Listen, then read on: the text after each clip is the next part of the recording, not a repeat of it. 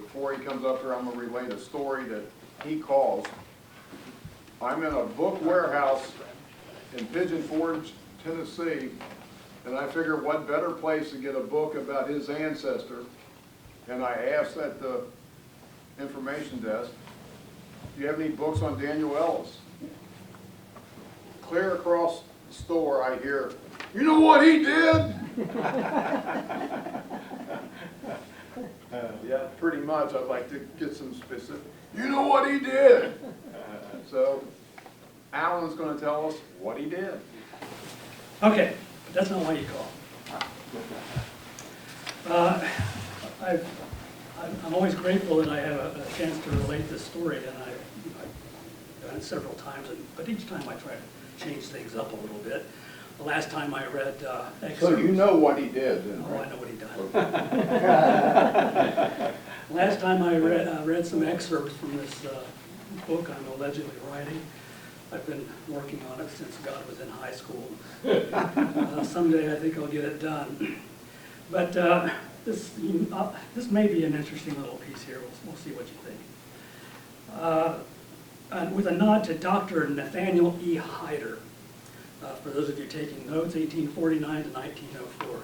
He was a prominent citizen of Carter County, Tennessee. That's up in the top right-hand corner. Elizabethton is the county seat. And he was robbed by death of his lifelong dream of writing a history of his beloved Carter County. From his surviving historical materials were given over to a local historian, Mildred Cossuch.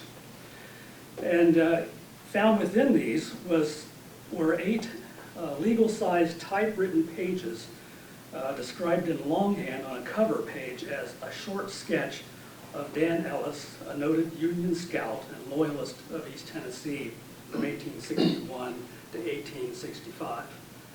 So I want to read to you what's contained in these 8 legal-sized typewritten pages, double-spaced.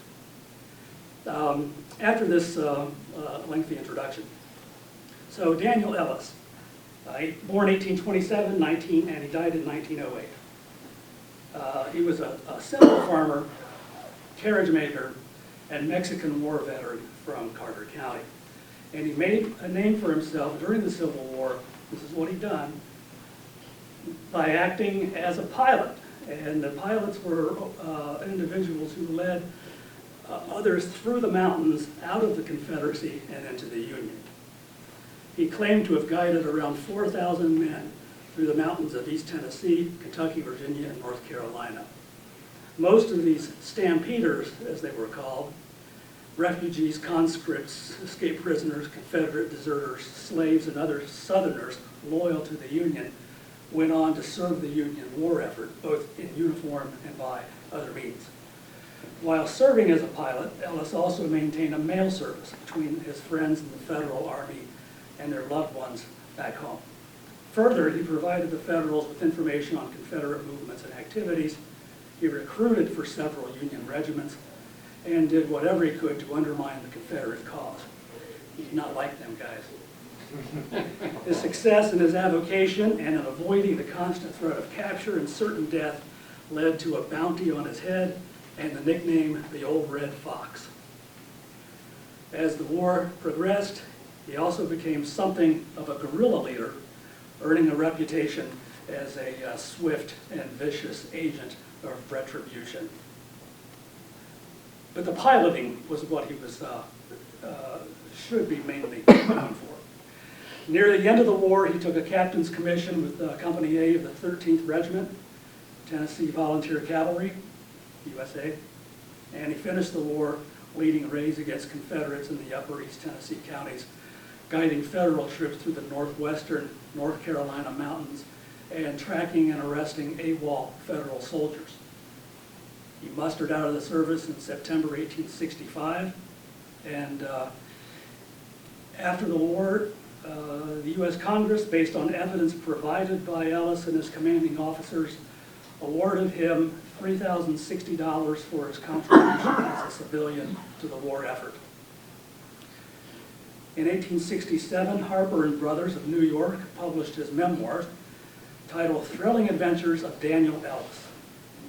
And not only does the book relate his wartime activities, but it's also a chronicle of depravities enacted against Union citizens by Confederate and outlaw forces in East Tennessee. I want to pause to emphasize that. He names a number of different people persecuting and causing a lot of harm to Unionists in eastern Tennessee. And from the many sources we have available to us now through the internet, what I call seat-of-the-pants research, I'm having a hard time finding some of the people that he and other people have named. And I'm coming to the conclusion that a lot of these people were not Confederates, but were outlaws, freebooters, people whose allegiance may depend on whose side they happen to be with at the moment. But just an observation about what I'm finding, or maybe not finding. Now, Thrilling Adventures of Daniel Ellis. There are critics of this book who begrudge his anti-Confederate bias and his failure to note that many Confederate loyalists in the region suffered similarly from Unionist depredations. So it's not a fair and balanced treatment. As the book was written so soon after the war, published 1867, we might forgive his parochialism, considering the enormous hardships he and his neighbors had been forced to endure while their region was under Confederate control. Other critics of Thrilling Adventures are put off by the style of the book, which is well captured by the title. I won't go into the full title. It's sensationalistic, sentimental, melodramatic, and more than a little pretentious. An example of this, since being sensationalistic, sentimental, melodramatic, and pretentious, is an assessment of the activities of Confederate Lieutenant Colonel James A. Keith, where Captain Ellis writes, "Oh, what a terrible record this will be for him to meet with in eternity, where he will have to appear before the great omnipotent judge of the universe, confronted by 47 immortal souls who, by him and through his instrumentality, were deprived of their earthly existence and suddenly hurled into the eternal world. The awful groans of his murdered victims will surely haunt him while he lives in the world, plant thorns upon his deathbed, and when he sinks down into the dismal regions of everlasting despair, they will forever afford a keen torture to his guilty and never dying soul." And this goes on for another paragraph or two.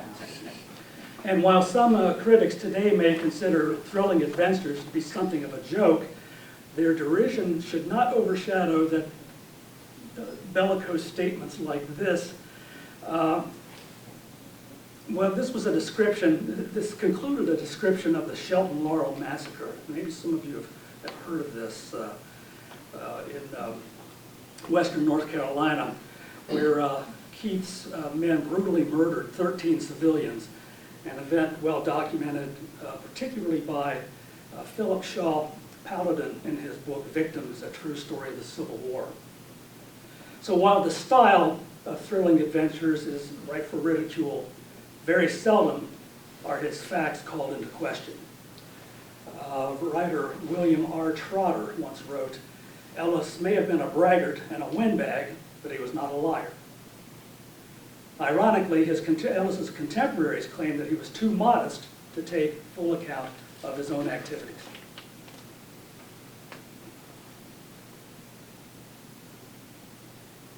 I'm editing here. I'm skipping the Bud Robertson part.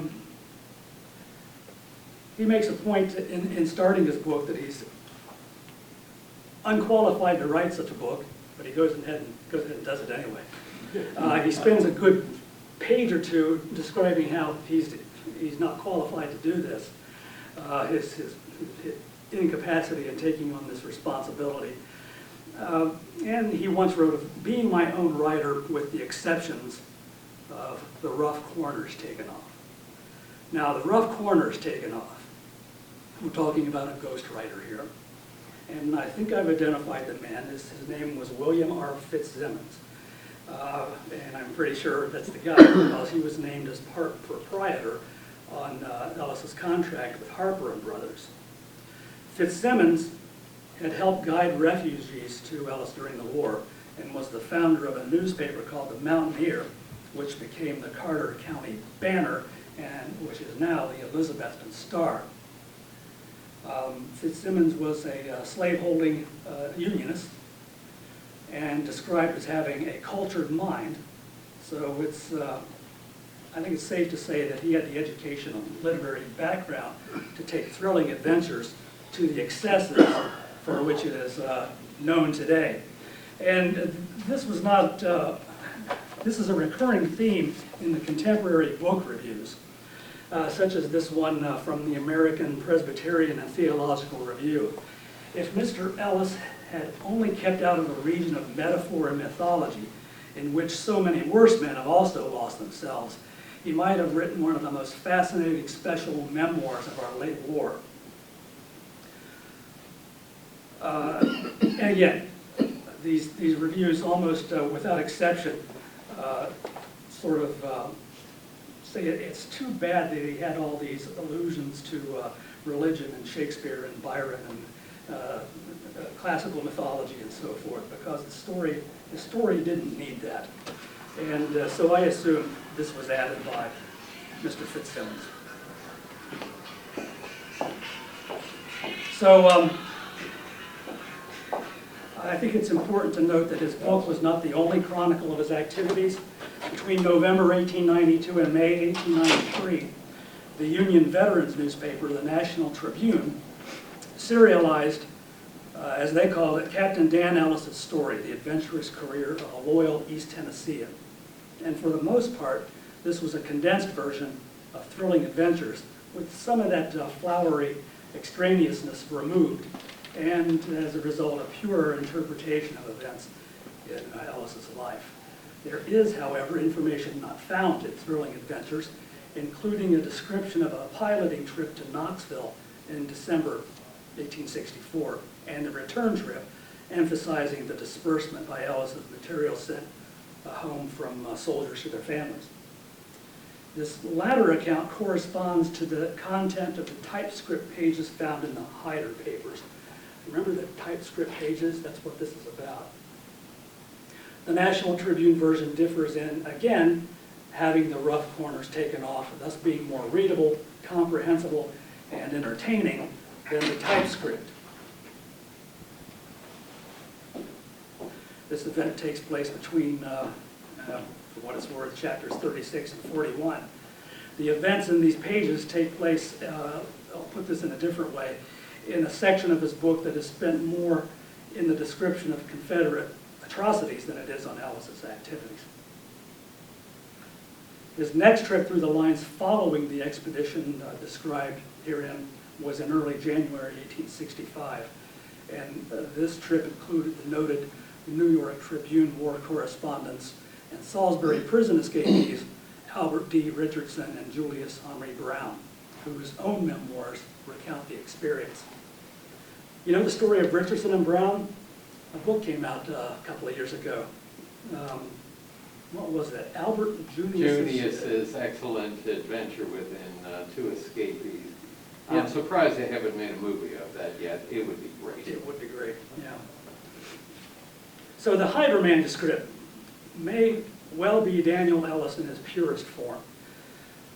One of his grandchildren told me that he dictated the story to his wife, Martha, and perhaps she's the one who hit the keys, but it is Dan Ellis telling the story. It is a story that is taking on increasing importance, and as the Civil War in Appalachia is being increasingly examined, not only by historians, but by popular culture as well. I'm thinking of Cold Mountain specifically. Yeah. With hope, historians will see past the extremes of Thrilling Adventures, which, by the way, is still in print today, and recognize the true legacy of Daniel Ellis, of a simple man called to perform extraordinary accomplishments in extraordinary times, which is the legacy of America itself. So, bear with me while I read what he had to say here. This is dated December 1864. Not when it was written, but the time period which is taking place.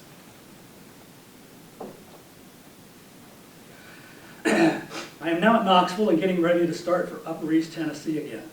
It will take me about 5 days to get ready, for I must see all the boys and get their mail. I have a long hemp sack to put my letters in. I carry it across my shoulder, half on one side and half on the other. Well, boys, we will start this Friday night. These long trips had to be made at night. We came about 20 miles the first night, then lay all day Saturday in the woods. When night came on again, we shouldered our load and started again. We made 22 miles that night to get a good place to lay all day Sunday. Here I began to leave my mail for the soldiers' wives and friends. I had about 1,500 for soldiers and others. When I left the news, how's that going? When I left the news, we need some punctuation there. When I left, the news always went one day ahead of me among my friends. Night has come again and we must start. We take the roughest part of the mountain, for this night we can see the rebels in the valley below. They have been looking for us all day long. We will be too smart for them, but by morning we will be 25 miles from here, and when morning came we found a good place to stay on a high spur that overlooked the valley below. Here I left more of my mail, but the Union people always knew when I would be coming, and they would come 10, 12, and 15 at a time all day long. They wanted to hear from their husbands, fathers, and brothers and sons in the Army, if they were well and when they were coming home.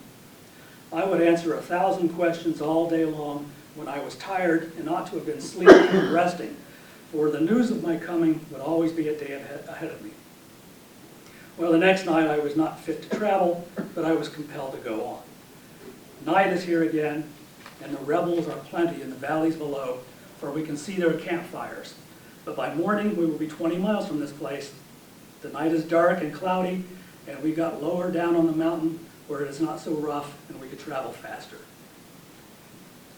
There is several places on my way this night where I will have to stop. The first place is at Mary Shelton's. Her husband is in the Army, and he made me promise I would go to his house and give her his letter myself. On we go to Mrs. Shelton's house. It is on our way, and we see a light when we come near. I think she is looking for us. We holler, and the next word is, "Come in." And the next word is, "Jump, children, the red fox has come. And how is my man?" I answer, "He is well and all right. He has a letter he has sent to you, and $75 in money and some needles and pins." One of the boys said, "Well, Mother, we will get some bread to eat, for we have had nothing but hominy for 2 weeks without salt or sop to put on it." 8 children for the mother to take care of while the father was in the Union Army fighting for the country, and yet she was able to feed some of Ellis's men. Well, we must go. Mrs. Shelton said, "You must go by Sally Shelton's. She don't live where she did when you went along before. The rebels came in and burned nearly all the houses in the settlement and burned her house with the rest. So she went further up the mountain and built her house by driving down 4 forks and covering with bark up around the sides to keep the rain and the wind and snow off. So we went to Sally's, and we could see the fire long before we got there, for the weather was cold. It was the same thing over. 'Children, get up. Red Fox has come, and we will hear from Father.' 'Well, Sally, he is well and hearty, and here's $50 he has sent for you, and a letter.' 'When will he come home?' is the next word. 'I think the Army will move up this winter.' 'I wish it would. The rebels have destroyed this country. They have taken my horse and my cows and my hogs and have burned up all my household goods. I can't tell what we will do if the Yankees don't soon come to this house. 6 small children for the mother to take care of.' Well, we traveled on this way all night long, and by daylight we were at the red banks of Chucky River. This was my next post office. Here I leave a large mail for the Union people. They were looking for me, and by the time the sun was 2 hours high, the people had begun to come in for letters and news from the Army. I answered hundreds of questions again and gave out letters all day when I so much needed rest and sleep. And I was finding it very hard to talk all day after traveling all night. Well, boys, get up. It is night again, and you have rested all day. We must eat our supper and start, for we have a hard night to make, 25 miles and the river to cross. But I have made arrangements with a good old Union man to set us over the river. This is the Nolichucky. We went 1 mile, and we were at the River Hallow John, all right. Come on, we crossed the river. Come on, we crossed the river. Goodbye, and on we went. I should point out something he doesn't mention here. At the start of the war, he led people up through the mountains into Kentucky, but as the Union lines advanced into eastern Tennessee, specifically Knoxville, Nashville, around those areas, he started going west instead of north. And he couldn't go straight across from Carter County to, let's say, Knoxville, because the land was too flat. So his method of travel was to stay as high as possible in the roughest country possible and travel at night, to sort of deter his enemies. So what he would do was he would head south out of Carter County and then around into upper North Carolina through the mountains and through there, and then approach Knoxville from the south. Would that be what is the Great Smoky Mountains now? Yeah. Okay. So it's night again. I rested all day. Is that where I am? No. They crossed the river, and he's saying goodbye, and on we went. It was very dark and hard to get along, but we got on the flat land where we could travel faster. About 5 miles from here, we come to Tom Brummett's. There I had to leave a package. Hello, Tom. He is soon up. Here's a letter, Tom, and $100 from your boys. They are all well. I am awful glad of that money, says Tom, but when is the Yankees coming? Oh, they will be up in the spring. And Tom asked 100 questions again, all of which I tried to answer. We travel all night, and when the chickens are crowing for day, we come near Elizabethton and Carter and home. Here was a fine mountain where my post office was. Here myself and my wife gave out the letters, for a great many women came to my house to hear from their absent ones. Some had come the day before, but my wife told them to wait till the next day and I should be in. I had letters for nearly all, but they must see me and I must tell them all I knew about the absent ones. To some, there was good news. To some, there was news that son or husband was surely dead, killed in battle, or in hospital died of homesickness. Well, I would have a sorrowful time with these women. They would cry and laugh by turns, and some would be so distressed that I would weep with them. I almost determined to quit the business of a pilot on this very account. After a while, we all got their letters. They all got their letters and money, for that was in, pardon me about the punctuation again. After a while, we all got the letters and the money that was in their letters, and peace reigned on that score. I had by this time aroused all the rebel troops at Carter and Johnson, for all this mail and money cannot be kept a secret. Now the next thing with them is to take me alive and hang me. The men that always are with me at home began to come at first light, and now for the guns, for the rebels will be after us in the morning. I have 5 Spencer guns that shoot 3 times apiece, and a Henry that shoots 16. These I had on the hill above me concealed. The others had guns of their own, and we had plenty of ammunition for all the guns, and we lay with them in our arms all that night. Well, the rebels will be coming on us this morning, I said, as daylight began to come. So we kept concealed and waited. There were about 800 stationed at the Stover barn. We got up and started to cross the main road to go farther up in the mountain where we would be in more safety. When I started to leave the ridge and hit upon a path that led up to the main road, I saw the rebels coming up the path to meet us. We all jumped behind trees, and as they come in, we gave them a full volley. And as they wheeled to run, they dropped their overcoats, hats, and some their guns. We charged them and kept firing into them until they got out of our reach. I don't think they ever fought before, where they come with their guns across their laps and their overcoats on their guns, and they were ready for the fight. One fellow was riding a very fine horse. I thought I would kill him first, so I pulled on him. At the crack of the gun, all the boys began firing, and we ran down the hill to try and cut them off from the main road, but they beat us to the road. I don't think I ever saw men run so in my life. They never even tried to fight us. We poured it to them as they went down the road, and then went back and gathered up the guns and coats and hats. And we carried them on up the mountain where a lot of men were gathered to go through the lines with me. They were awful afraid that I would be killed, and if I was, I could not tell. How's that again? They were afraid that I would be killed, and if I was, they could not tell what was to become of them. So we had a jubilee when we returned safe and sound. In this way, I passed another bad day answering questions about the Yankees. At night, I rested very well. At daylight, one of the boys looking down the ridge said he saw a man coming up the ridge, but he could not tell who he was. I got up to see. It was old Dan Stover. He had a big load on his back, and when he got close to me, he let it fall and caught me around the breast and cried and howled. He was so glad to see me, and when the old fellow got so he could talk, he said, "Well, old fox, I was at our barn yesterday morning when them rebels came in. You had whipped so bad, I was standing against the fence when the colonel looked down the river and saw Captain Brown coming there." This was likely Captain Roby Brown, a local homegrown Confederate.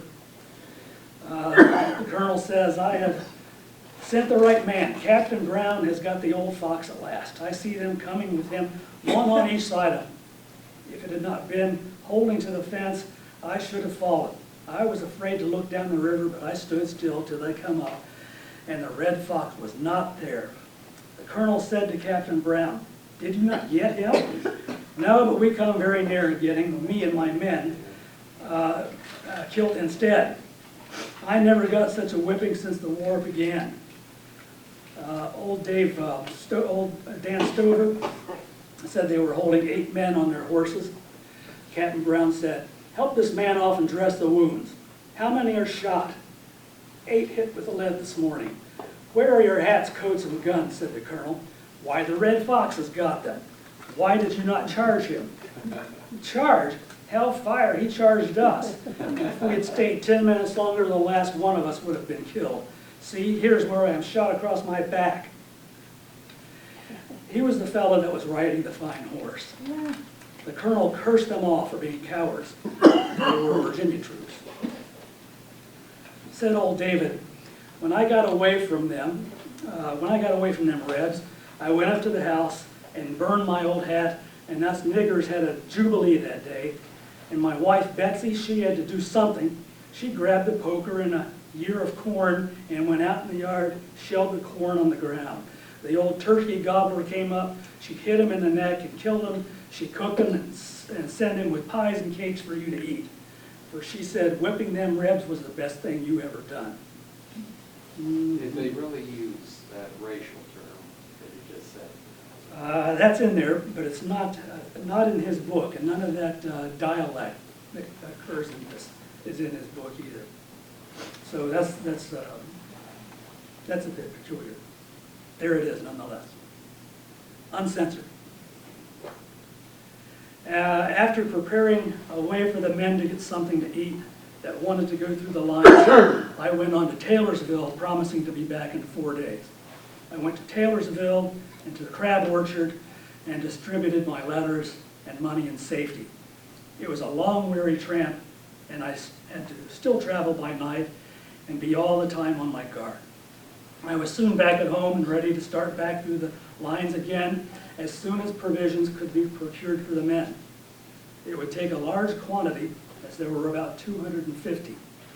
Some had money, and the most of them had none, and these I had to provide for, and in this way what money I would make by the letters I would use for the men, I could not otherwise. To leave them would be to put them in the Southern Army or prison. And then I was not working for money for myself, farther than to supply my immediate wants. I was doing what I thought was my duty for the government. I did not want to withhold a dollar that would help the poor men through the lines and make soldiers for the government. The last paragraph, sentence. I spent the best part of my life for the government in 2 great wars. I now begin to feel the infirmities of age increase upon me. As I am now an old man, my eyes are dim, hearing almost gone from catarrh contracted during the war by lying on the ground which has produced a slow fever from which I am a constant sufferer. Dan Ellis. So the last sentence is a bit of a non sequitur. He leaves his narrative, and it's being, he's saying this, of course, at the time that this is being typed. And it was as soon as the war was over that he began his quest of trying to get some compensation from the government for his wartime activities. And that's that. Any questions about all this? You know, Any of this? the racial opinions, was he a racial equalitarian, or did he hold to conventional, what might be called the conventional racial attitudes of his time? I would say the latter. He doesn't give many hints in that regard, but he does mention having slaves in his party, and of course anything he would do to undermine the Confederates he would happily do. He on one of his trips he took numerous copies of the Emancipation Proclamation and left that here and there on his journeys. A couple of times he mentions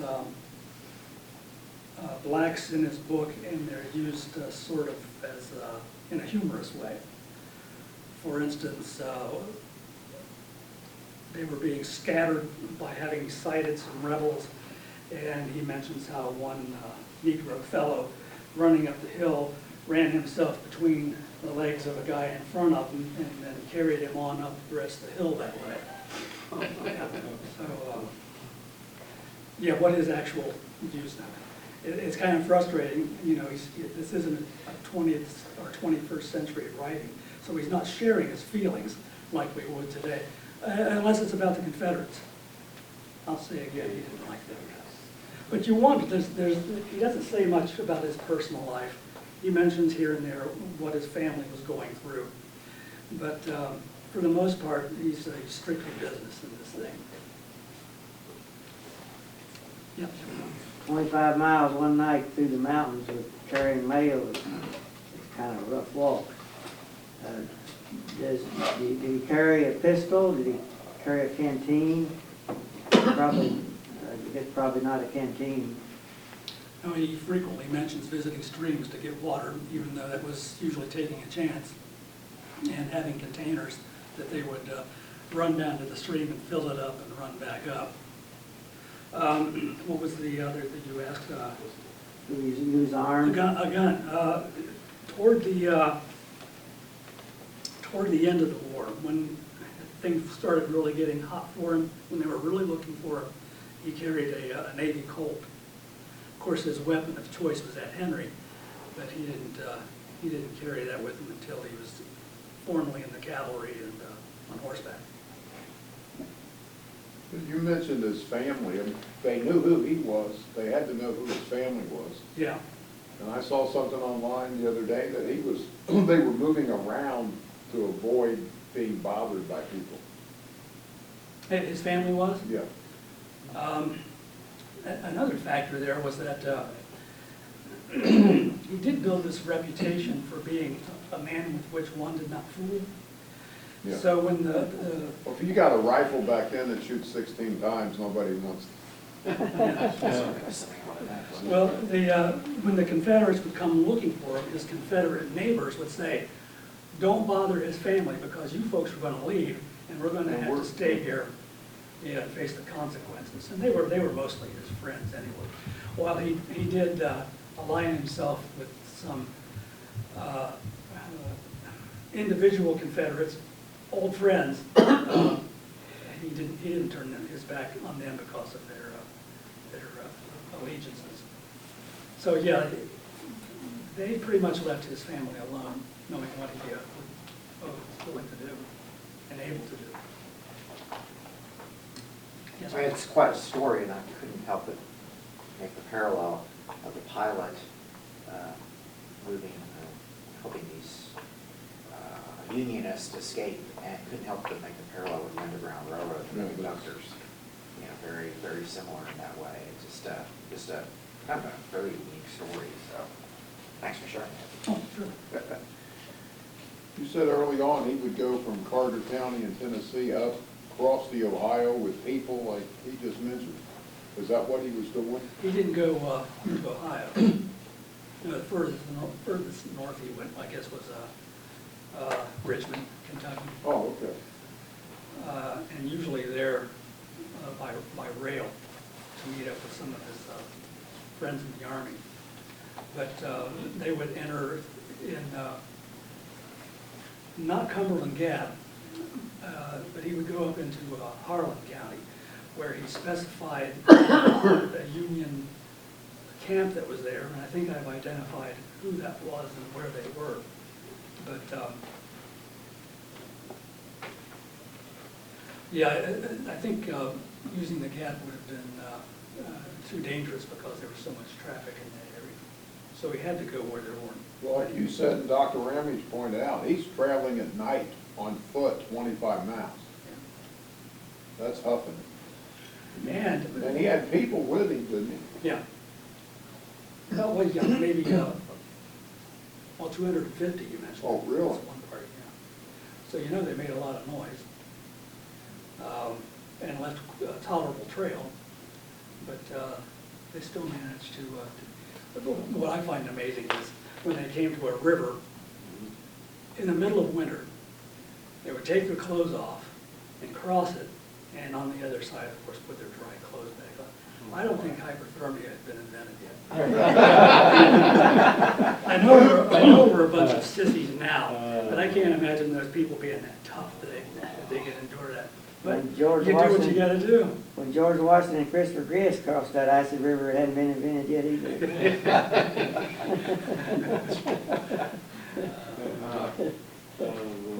His religious views, did he go to church? What religious views did he have? In his book, he makes several mentions of providence, and he thinks that he is more or less doing God's will and doing this piloting. But in later life, he became a Methodist. He was sort of a pioneering Methodist in that part of eastern Tennessee.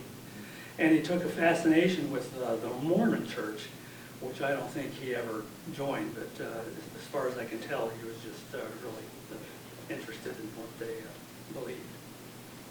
So yeah, I would connect him with Methodism. This account tonight shows that he made a lot of friends. You wonder if that's part of the success of the book sales. You wonder how many of those families bought the book or were able to. Probably some of them couldn't afford it, but you know, he made a lot of friends. And there were stories too of Confederates buying them up and burning them.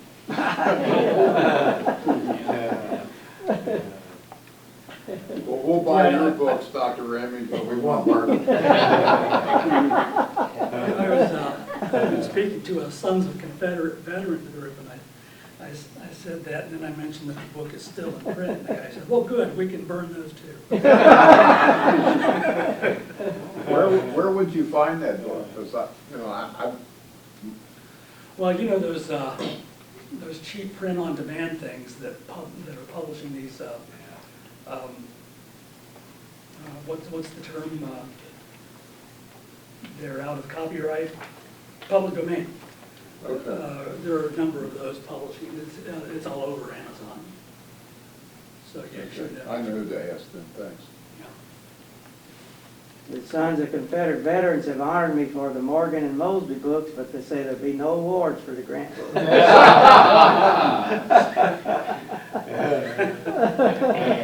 remember when I first came back from Chicago and Dr. Ramage was working on that book.